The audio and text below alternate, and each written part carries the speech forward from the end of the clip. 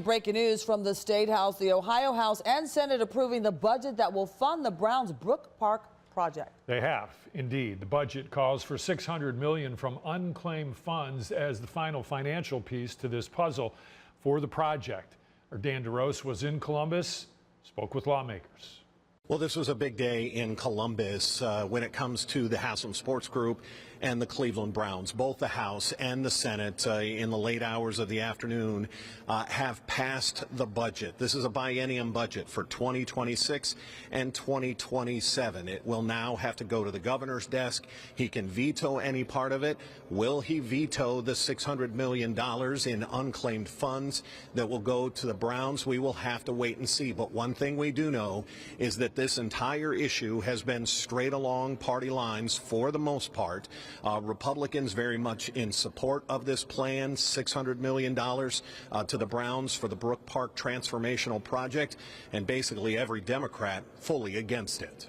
The Brook Park Economic Development Project is going to result in one of the premier entertainment venues in all of America, and we're accomplishing it in this conference report without diverting money from any other of our government priorities.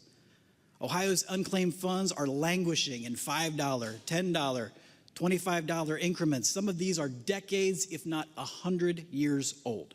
We keep the hand out to the billionaire owners of the Browns so they can build their dome playground using Ohio-earned money, unconstitutionally stealing money from unclaimed funds to pay back campaign donations is already egregious enough that it should tank this whole bill, but we actually go farther. We're actually changing a law in the middle of a lawsuit to solve the Browns' legal issues while a pending case is actually going on, being heard in court in Cuyahoga County.